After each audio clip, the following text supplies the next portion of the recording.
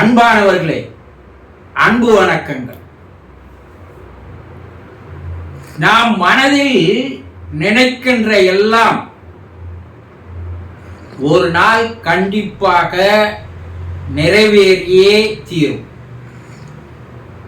நம்ம மனசுல என்ன நினைக்கிறோம், அது நல்ல எண்ணங்களாக இருந்தால், நல்ல நினைப்புகளாக இருந்தால், நம் வாழ்க்கையில் முன்னேறுவதற்கு அது நமக்கு ஒரு நல்ல சந்தர்ப்பமாக, வாய்ப்பாக அமையும்.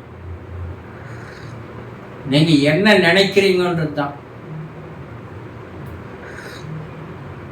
நீங்கள் ஓய்வாக இருக்கும்போது, தனிமையில் இருக்கீங்க, அப்ப கண்டதை நினைக்கிறீங்க. ஆனா நாம் ஒரு நாளைக்கு என்னவாக மாறப்போகிறோம், எதை நாம் செய்து முடிக்க போகிறோம், எந்த சாதனையில் நாம் நிறைவேற்றப் போகிறோம், எதில் நாம் வெற்றி பெறப் போகிறோம், இதை பற்றியே நினைத்து கொண்டிருந்தால் நிச்சயமாக அது ஒரு நாள் நடந்தே தீரும். அதுக்கு பல எடுத்துக்காட்டுகளை உங்களுக்கு சொல்றேன். வாழ்க்கையில நடந்தது. சீனாவை சேர்ந்த ஒரு இசை கலைஞர், நம்ம இளையராஜா மாதிரி வச்சுக்கலாம், ஒரு மாபெரும் இசை கலைஞர். அவன் ஏதோ ஒரு தவறுக்காக 7 ஆண்டுகள் சிறை தண்டனை அனுபவிக்க வேண்டிய கட்டாயத்திற்கு ஆளாகிறான். அப்ப அவனுக்கு எந்த ஒரு இசைக்கருவியும் அவனுக்கு தரக்கூடாது என்று என்ன சொல்லிடுறாங்க, சிறை அதிகாரிகள் கிட்ட சொல்லிடுறாங்க. அவன் 7 ஆண்டுகளாக தான் 7 ஆண்டுகள் பொறுத்து வெளியே வந்து ஒரு மாபெரும் இசை நிகழ்ச்சியை நடத்துவதாகவும், அந்த இசை நிகழ்ச்சியில் எந்த மாதிரியான இசைகளை இசைக்க வேண்டும் என்பதை பற்றியும் அவன் இந்த 7 வருடங்களாக நினைத்து கொண்டே இருக்கிறான். நாள்தோறும் அதை பற்றி தான் நினைக்கிறான். ஒரு மாபெரும் அரங்கம், லட்சக்கணக்கான கூடியிருப்பது போல நினைக்கிறான். ஒரு 3 மணி நேரம் 5 மணி நேரம் அவனுடைய இசை கச்சேரி நடக்கிறது. ஆரம்பத்திலிருந்து முடிவு வரைக்கும் அந்த மக்களை கட்டி போடுகின்ற ஒரு ஈர்ப்பு தன்மையோடு கூடிய ஒரு இசையை தொகுப்பை அவன் பண்றான். அந்த இசை பாடங்கள் சொல்லுவாங்க, லெசன்ஸ். அதை அவன் தன்னுடைய மனதிலேயே பதிவு செய்கிறான். அது அவனுடைய ஆழ் மனதிலே மிக சரியாக பதிவாகி விடுகிறது.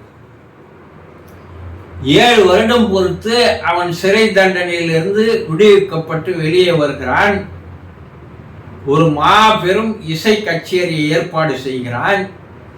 அதில் இந்த 7 வருஷமா அவன் என்ன நினைச்சிட்டு இருந்தானோ அதை ஆரம்பத்திலிருந்து 5 மணி நேரத்திற்கு அந்த இசை பாடல்களை அவன் இசைத்து ஒரு மாபெரும் வெற்றியை அடைகிறான்.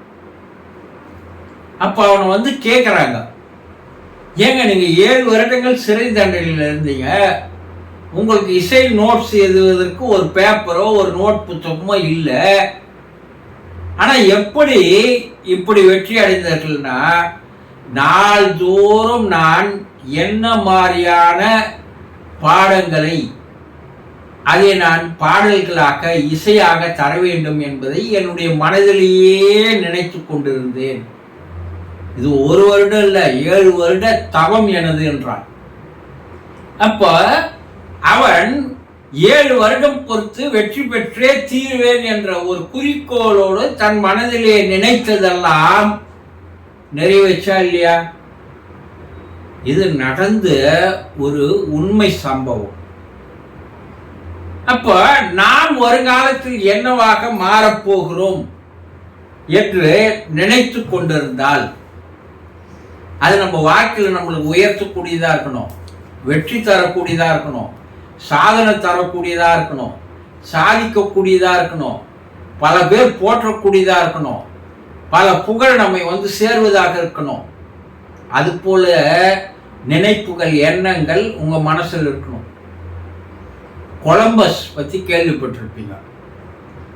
அவர் சாதாரண ஒரு நெசவாளியினுடைய பையன், ரொம்ப ஏழ்மை குடும்பத்தில் பிறந்தவர். அவருக்கு ஒரு நினைப்பு என்னன்னா, உலக வரலாற்றிலே நம்ம பேர் நிக்கணும். அப்ப நாம் எதனா ஒரு புதுமையா ஒன்றத்தை கண்டுபிடிக்கணும்.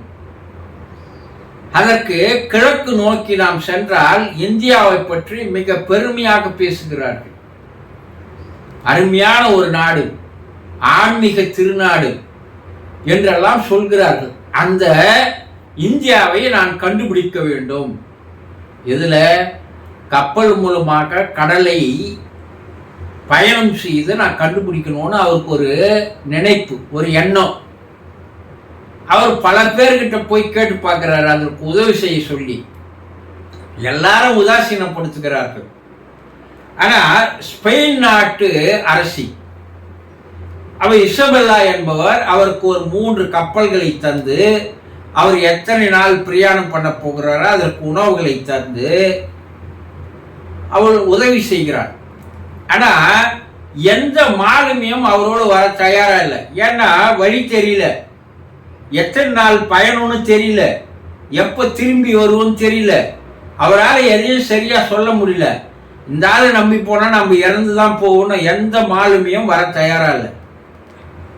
அவர் அந்த அரசுகிட்ட சிறையிலே தூக்கு தண்டனைக்கு தயாராக இருக்கின்ற ஒரு 7 பேரை எனக்கு தாங்க, நான் அவங்களை இட்டுன்னு போறேன். என்னைக்கு இருந்தாலும் அவர் சாக தான் போறாங்க.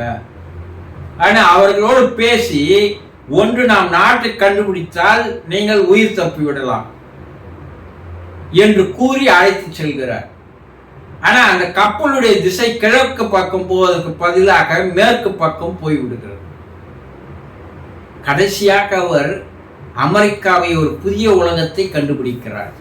அகமுசம் அவர் மனசுல ஏதோ ஒன்றை கண்டுபிடிக்க வேண்டும் என்று பல நாள் நினைப்பு. அதில் அவர் வெற்றி பெற்று விடுகிறார். இது ஒரு சரித்திரம். கால்பந்து விளையாட்டு வீரர் அவர் பார்த்தீங்கன்னா பெரிய ஒரு ரெனால்டோ என்று சொல்லக்கூடியவர், உலக சரித்திரத்தில் இடம் பெற்றார். அவர் கேட்கிறாங்க, நீங்க எப்படி இதெல்லாம் வெற்றி பெறுறீங்க? நான் தினந்தோறும் பயிற்சி செய்வேன். ஒன்று, யாருமே இல்லைன்னாலும் நான் தனியா உட்கார்ந்து கிரவுண்ட்ல விளையாடுவது போல, பந்தை எடுத்து செல்வது போல கற்பனையில் நான் நினைத்து கொண்டே இருப்பேன். அது எனக்கு என்ன ஆகுதுன்னா மிக எளிதாக வெற்றி பெறுவதற்கு வகை செய்கிறது. இப்ப இவங்க நினைப்பெல்லாம் எப்படி இருந்தது பாருங்க. ஏன் உங்க நினைப்புகள் இது போல ஒன்றாக இருக்கக்கூடாது? ஆனா 100க்கு 99 பேருக்கு இது போல ஒரு பாசிட்டிவ் தாட்ஸ், ஒரு எண்ணங்கள், நினைப்புகள் வரமாட்டேங்குது. நானும் முயற்சி பண்றேன் குருஜி, என்ன பண்ணுது, வரவே மாட்டேங்குது. ஆனா அது உங்கள் மனம் செய்கின்ற தந்திரம், மனத்தினுடைய வஞ்சகம். மனம் என்ன பண்ணுதுன்னா எதையுமே சாதிக்கிறதுக்கு உண்டான எண்ணங்களை தோற்றுவிக்காது. நம்ம எதை தேடுகிறோமோ அதை தேட விடாது. நான் நினைப்பது கிடைக்க விடாது. நமக்கு கிடைக்காதது எல்லாம், கிடைப்பதை நினைப்பதில்லை, கிடைக்காதது எல்லாம் மனம் நினைக்க வைக்கிறது. அப்ப மனம் செய்வது என்னன்னா, இருப்பதை விட்டு விட்டு இல்லாத தேடி அலையுது. இதுதான் மனத்தினுடைய வேலை. இந்த மனம் எப்போதும் கெட்டதை நோக்கியே செல்லும். அது மிக எளிதா ஓடிடும். இதுல ஒரு கதை என்னன்னா, ஒரு அரசன் தன்னுடைய அரண்மனையில மேல நின்று தன்னுடைய நகரத்தை பார்த்து கொண்டிருக்கிறான்.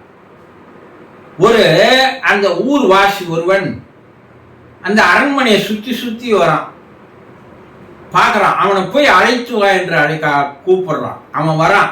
எதுக்கு சுத்தி சுத்தி வர? எனக்கு அரண்மனையுடைய கிழக்கு வாசலில் ஒரு பெரிய கல் இருக்கிறது, அந்த கல்லு கீழே ஒரு வெள்ளி காசு இருப்பதாக நான் நினைத்தேன். அதனால் நான் அதை எங்க இருக்குதுன்னு தேடுறேன் அப்படின்றான். அவர் அரசர், எப்பா அது நினைப்பு தானே, வானா விட்டுடு, உனக்கு நான் 10 வெள்ளி காசு தரேன் ஆன்றான். அவன் அரசர்கிட்ட இந்த 10 வெள்ளி காசு கொடுங்க, இருந்தாலும் நான் அந்த கிழக்கு வாசல்ல இருக்கிற கல்லுக்கீழே இருக்கிற அந்த 1 வெள்ளியை எடுத்துன்னு போறேன்றான். ஏன்னா நான் தான் 10 வெள்ளி கொடுத்துட்டேன், சரி 100 வெள்ளி கொடுக்குறேன், அது நினைப்பு தான்டா அப்படின்னு சொல்றாரு. இல்ல 100 வெள்ளிய வாங்கிக்கணும்னா சொல்றான், மறுபடியும் அதையே சொல்றான். சரிப்பா 100 பொன் காசு தரேன், அந்த நினைப்பை உடுனி அப்படின்றார். இல்ல 100 பொன் காசையும் கொடுங்க வாங்கிக்கிற, இருந்தாலும் அந்த கிழக்கு வாசல்ல இருக்கிற கல்லுக்கு இருக்கிற அந்த 1 வெள்ளி காசை எடுத்துக்கிறேன்றான். டே உனக்கு பாதி அரண்மனை தரண்டான்றார். அப்ப அவன் என்ன சொல்றான், அரசே அந்த பாதி அரண்மனை வடக்கு பக்கம் இருக்கிற அந்த கல் இருக்கிற பக்கமா எனக்கு பாதி பங்குட்டு கொடுன்றான். ஏனென்றால் இருக்கிறது அவனுக்கு 100 வெள்ளி காசு வந்தது, 100 பொற்காசு வந்தது, பாதி அரண்மனை வந்தது இல்லையா? அப்போ இருக்கிறது அந்த மனம் தேடல, இல்லாத அந்த மனம் தேடி தேடி தேடி கட்சியில மன்னனுக்கு கோவம் வந்தது. இவனை என்ன பண்ணுங்க, இவனை தூக்கிலிடுங்கன்ட்டு கட்சியில தூக்கிலிடப்படுகிறான். அப்போ இருப்பதை விட்டு இல்லாததை தேடி போது உங்களை நீங்களே அழித்துக் கொள்கிறீர்கள், அழிந்து போகிறீர்கள் என்பதை இந்த கதையின் மூலமாக நம்முடைய முன்னோர்கள் கூறியிருக்கிறார்கள். ஆக மனம் என்ன பண்ணும்னா, நல்லதை நினைப்பதை பற்றி எப்பவுமே சிந்திக்காது, எண்ணாது, நினைக்காது. அப்ப அதை என்னதான் பண்ணணும், முதல்ல மனசை உங்க கண்ட்ரோலுக்கு எடுத்துன்னு வரணும்.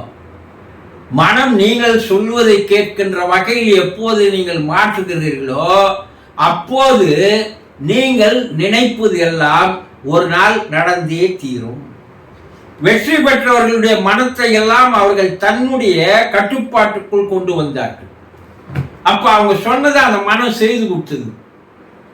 அப்போ மனம் கட்டுப்படவில்லை என்றால் மனம் சொல்வதுதான் நீ கேட்டு நடக்கணும்.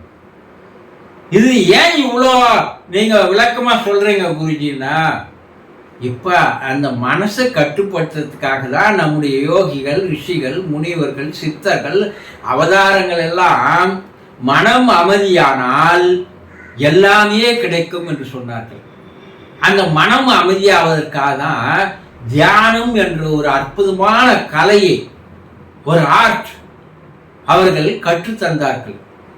உலக மக்கள் எல்லாம் அதை கற்றுக்கொள்வதற்காக வெளிநாடுகளில் இருந்தெல்லாம், உலக நாடுகளில் இருந்தெல்லாம் வந்து குறிப்பாக இந்தியாவில், குறிப்பாக தமிழகத்தை நோக்கி வருகிறார்கள்.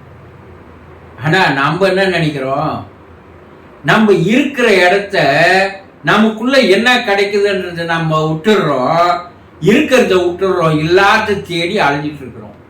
ஆக மனம் எப்போது உங்களுடைய கட்டுப்பாட்டுக்குள் வருகிறதோ அப்போதுதான் நீங்கள் நினைப்பதெல்லாம் ஒரு நாள் நிச்சயமாக நடந்து தீரும் என்பதை தெளிவாக தெரிந்து கொள்ளுங்கள். சந்தோஷம்.